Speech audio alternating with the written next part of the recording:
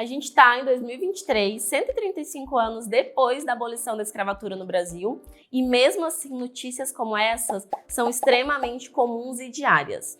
Ao passo que comentários como esses também são. E se você perguntar para alguém do seu convívio se essa pessoa é racista, ela vai falar que não. Só que os dados não batem.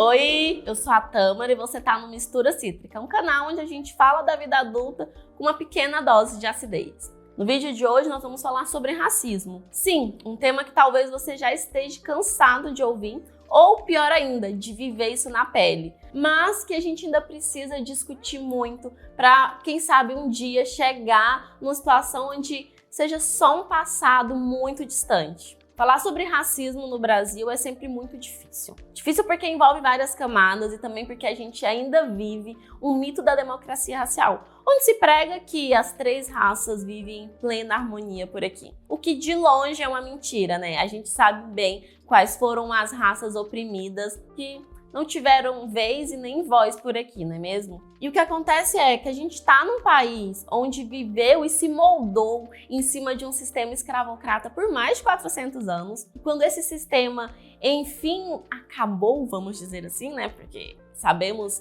os vários poréns que tem essa frase, não houve nenhuma reparação, não houve nenhuma reparação pública, não houve nenhuma reparação histórica com essa população. Então, toda vez que eu falo sobre racismo, e principalmente racismo aqui no Brasil, eu gosto de trazer um exemplo que talvez eu já até tenha trago em algum outro vídeo, mas assim, eu enxergo muito o racismo aqui como uma muda que foi plantada lá em 1500 com os primeiros navios negreiros. E essa muda, ela cresce, né? Ela vira uma grande árvore. E toda grande árvore, a gente sabe que ela cresce tanto para cima quanto para baixo. Então, quando chega ali no fim da escravatura, do período escravocrata aqui no país, essa árvore ela é cortada e as pessoas acham que ao cortar ela, o racismo acabou também. Só que elas esquecem que essa árvore, assim como ela cresceu para cima, as raízes dela cresceram para baixo, né? Então essas raízes estão ali na estrutura daquela terra, estão aqui na estrutura do nosso país. E o pior é que vai muito além disso, além desse racismo estar entranhado no nosso solo,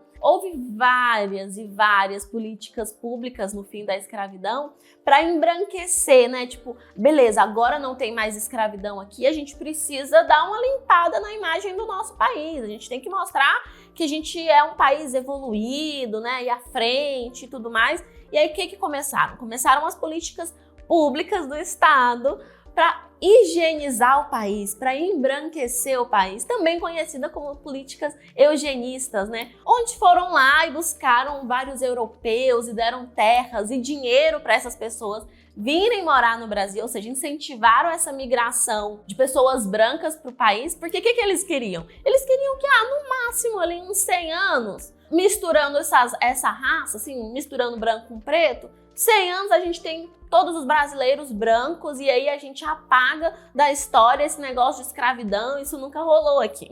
Gente, parece até um negócio de filme de ficção, mas é a realidade do nosso país. Então, beleza que a gente não teve leis segregacionistas como nos Estados Unidos, mas a gente teve várias outras ações do Estado para manter esse sistema racista que privilegia quem estava sempre no poder, ou seja, pessoas brancas. E por que eu tô trazendo todo esse contexto histórico? Primeiro porque entender o nosso passado faz com que a gente enxergue o nosso presente e o nosso futuro de outra forma. Faz com que a gente entenda o que a gente está vivenciando hoje, ou seja, mesmo depois de 135 anos após a abolição da escravatura, o racismo ainda está tão presente no nosso dia a dia, é um reflexo de todo esse contexto histórico, de tudo isso que aconteceu lá atrás. E aí, voltando assim muito nessa pauta da miscigenação, né? Então, por meio dessas políticas que incentivaram esse embranquecimento da população brasileira, a gente vê hoje, até hoje, famílias brasileiras que têm o pensamento de, sim, precisamos continuar embranquecendo a minha família. E um exemplo muito material disso é um quadro chamado A Redenção de Cã,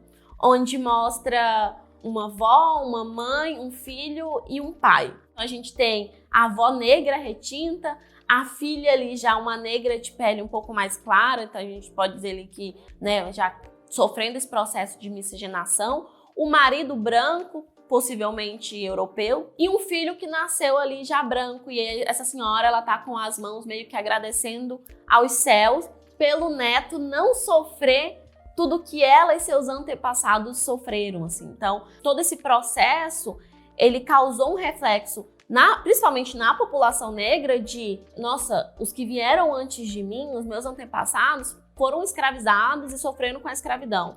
Eu não sou mais escravizada, porém, eu sendo negra, ainda estou sofrendo com os reflexos do racismo e eu não consigo ascender socialmente. Para que aqueles que venham a me suceder consigam melhorar de vida, e quando eu falo melhorar de vida, não só questão financeira, mas assim, de todas as formas, socialmente, financeiramente, eu preciso embranquecer essa família, eu preciso clarear essa família. Então, esse quadro, ele traz um pouco desse sentimento, assim, ele traz muito isso, claro, de uma forma totalmente errada, mas foi aquilo que foi colocado na cabeça das pessoas. E, de novo, por que eu falo tudo isso? Eu falo tudo isso porque isso ainda tá aqui, isso ainda tá hoje em dia, sabe? É muito comum eu estar conversando com amigos e alguém mencionar que tem algum parente racista ou algum conhecido que é racista. Aí você vai falar, ah, não, mas comum, né? Tem muito racista aqui no Brasil. Mas aí a pessoa vem e traz o ponto de que esse parente, esse familiar racista é uma pessoa negra e que tem comportamentos racistas. O que eu sempre tento trocar de ideia com essa pessoa é de que forma que a gente olha para esse parente dela, né?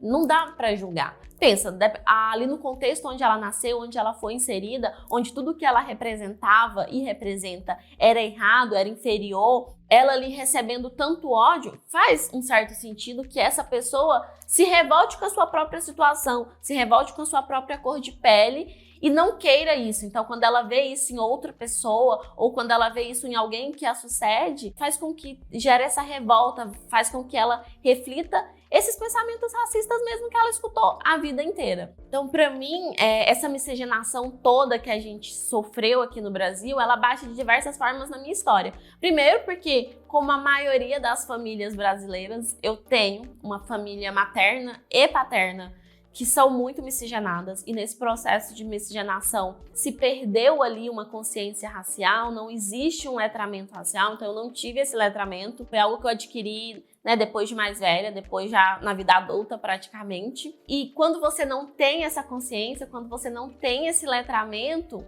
fica difícil você identificar esses sinais, esse racismo que muitas das vezes é velado, que muitas das vezes chega como, muitas vezes disfarçado daquele, tava só brincando, eu não sou racista, sabe? E é o que eu percebo muito quando eu encontro comentários, principalmente no Twitter, onde as pessoas costumam dizer que, agora tudo é racismo. Não, mas aí vocês estão vendo racismo em tudo. E assim, o ponto principal é que sim, dentro de tudo isso aqui que a gente falou, dentro de toda essa estrutura, de tudo que foi feito, né? Desde lá de 1500 até os dias atuais, tudo é racismo sim, tudo é racismo, porque o racismo tá enraizado na nossa sociedade, tá ali na estrutura. Então, se ele tá na estrutura, boa parte ou quase toda parte das ações e do que a gente vive hoje no nosso dia a dia tem o racismo ali impregnado. Esse é um tema que ele não se esgota. Então, tudo que a gente falou aqui ainda tem mais ganchos, sabe? Ainda tem mais coisa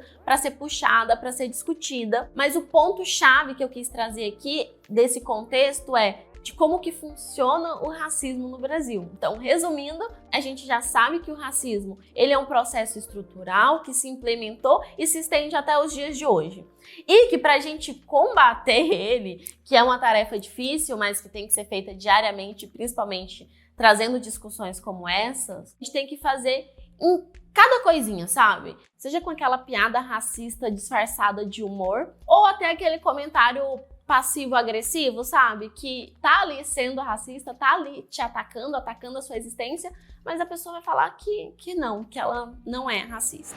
A ideia é que esse vídeo tenha uma parte 2, para que a gente continue se aprofundando nessas discussões, até porque, gente, são muitas camadas, são muitas coisas para serem ditas e a gente nunca vai esgotar 100% o tema. Também vou aproveitar para iniciar uma série de conteúdos focados nesse letramento racial que me faltou muitas vezes e que eu acredito que também faltam outras pessoas. Então, além de falar sobre o contexto de racismo no Brasil, Brasil, eu quero trazer aqui papos mais focados tanto nesse processo de miscigenação, como a gente falou hoje, no colorismo, privilégio da branquitude e tantos outros pontos relacionados ao racismo que ainda precisam ser discutidos. Então, continua comigo aqui, a gente volta semana que vem com mais um conteúdo. Eu espero que você tenha gostado desse, não esquece de deixar seu comentário, curtir, que é muito importante, me acompanhar nas outras redes sociais. E é isso.